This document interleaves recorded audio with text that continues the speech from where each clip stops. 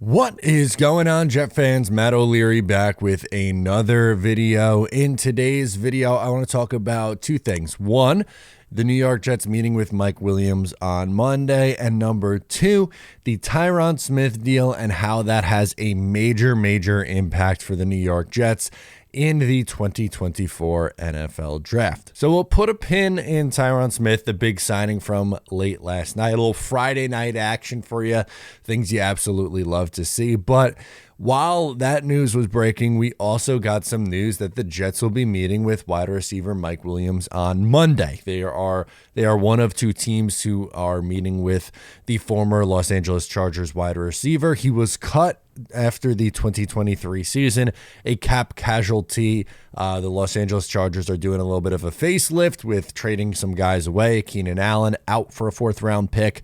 Mike Williams gets cut, so they are clearly revamping that thing in Jim Harbaugh's, I almost said John Harbaugh, Jim Harbaugh's first year. But let's talk about Williams first, who is normally a very productive wide receiver too in the NFL. He only played in 3 games in 2023, so naturally, yes, there is risk involved.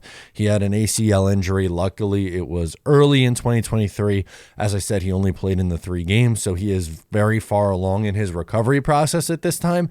It's not like someone who tore it late in the season or in the playoffs, God forbid, who is going to leak into the regular season. Since it was a September injury, again, really unfortunate for him, but for 2024, he should be ready to go significantly earlier than someone who tore it, unfortunately, a couple of months later. And in the 3 games he played, he was productive, 249 yards and a touchdown. Again, good numbers for him. The last full season he played, or closer to it, 2022, 895 yards, 4 touchdowns. He's went over 1,000 yards twice in his career, and he's had Keenan Allen there his entire career. So, he had a couple of 1,000-yard receivers as a as a number 2 receiver in that offense. Caught passes from Phillip Rivers, caught passes from Justin Herbert. It's you could do a lot worse than that. Just ask Garrett Wilson, unfortunately, but I think is a very steady wide receiver 2 option. And there's some things to his game that I really like. As I mentioned, injuries definitely a little bit concerning, but looking at how the wide receiver market has shaken out, he is one of the better options left for the New York Jets, and I don't think would be all that costly. I would imagine it would be a 1-year deal, less than $10 million. I don't think coming off an injury he's going to get a long-term deal. I think it's going to be a 1-year flyer, and that doesn't stop you from continuing to add at other spots. But in 2022, he was tied for the 8th most contested catches in the league, and he only had 1 drop for a 1.6 drop rate. And for his career, he's been pretty good. 6.4% of his targets are drops, or on targets. There we go. Not just like willy-nilly ball thrown his way, but like ones that he actually should catch. 6.4% is on the lower side. If you're concerned about drop rate, it's significantly better than Allen Lazard's for his career. It's better than Corey Davis for his career, which are 2 guys that are of a similar wide receiver profile, like that bigger wide receiver who's supposed to be a contested catch guy in the offense. The Jets are supposedly trying to move Allen Lazard. Good freaking luck with that. Which is kind of, what Connor Hughes was reporting, that they didn't really have much interest. So his name was brought up, but they're not actively shopping him, AKA nobody freaking wanted him. That's just not a contract. You're hoping that is acquirable. You're hoping for a bounce back season from him. But I think would be a really good fit for Aaron Rodgers, right? Because we have to think about this. Last year, the entire New York Jets offseason was built around Aaron Rodgers. He goes down 4 plays into the season, and then the offense was just a mess the rest of the way.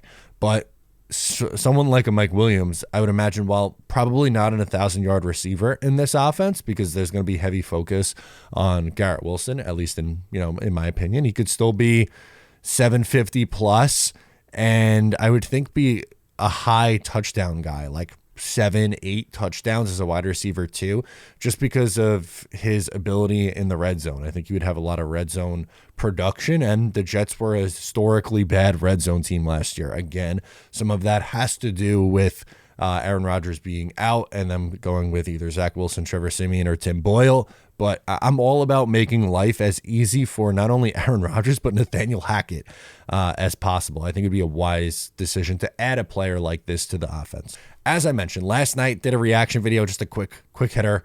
The New York Jets signed Tyron Smith at left tackle, went on the field and went healthy, one of the best offensive linemen in football. He's played 13 or less games every year since 2016, so they are going to need to have a good contingency plan. Whether that is they really believe in Carter Warren, which is possible. We've heard some rumblings out of Jets camp that they really like him. I think he would need to take a little bit of a step in year two, which not impossible. Players usually develop and get better over time, not worse over time. So that could potentially be their backup plan. Also, this could impact what they could do in the NFL draft. And that's kind of what I wanted to get into and talk about it, because yes, obviously you bring in Tyron Smith on a cheap deal. Like, it's a very incentive-laced contract. They could get up to $20 million, but I believe it's really like 6.5, and then with each qualifier for how many games played, it keeps going up and up and up. So he's betting on himself a little bit, which is good. I mean, you're getting a hungry Tyron Smith, so sign me up for that. But you need to have a contingency plan, whether that is Carter Warren, whether that is adding another veteran offensive lineman, a name that's going to get brought up until he signs somewhere else. If he does, would be David Bakhtiari, just because his connection with Aaron Rodgers. But maybe you sign David Bakhtiari and you just pray, like, we're going to get 17 games out of these two guys. Not my favorite option. Tyron Smith is, while he has seemingly gotten banged up every year, at least he's playing significantly more games. Like, Bakhtiari over the last 4 seasons has missed a lot of time. And in 2 of those 4 seasons, he's only played 1 game. And he has 5 knee surgeries. This last one's hopefully the one that really fixes it for him. And I hope that's the case for Bakhtiari, that this last one really fixes it, but there was a risk involved. I just did not want the Jets to rely on Bakhtiari as a left tackle one, which with the addition of Tyron Smith, like, let's be honest, you don't have to worry about that. He is absolutely not going to be a starter. It would be Tyron Smith, so that changes things for me, but it also doesn't rule out, like, I've seen a lot of people say, oh, they drafted Tyron Smith, definitely going playmaker at the at pick 10.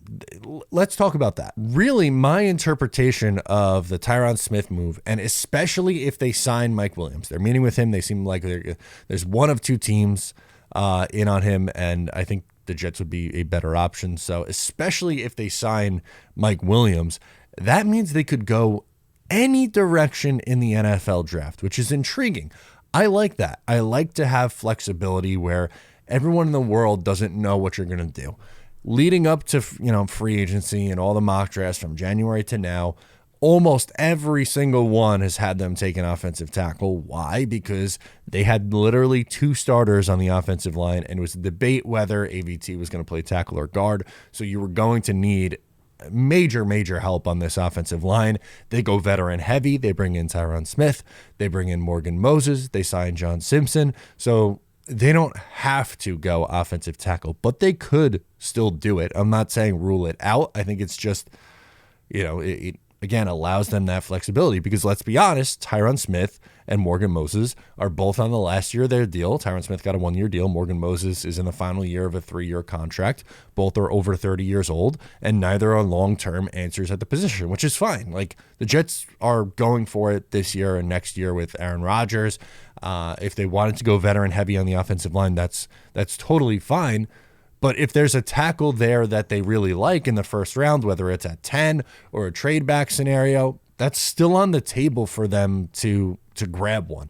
Because again, one, injuries with Tyron, Tyron Smith is going to miss time this year, and he maybe isn't on the 2025 Jets. We'll see. Obviously, it's going to be dependent on what happens this year, but it wouldn't hurt to, you could never have enough offensive line depth. Look at what the Jets went through the last 2 seasons. But that's not all. Like, could they go wide receiver?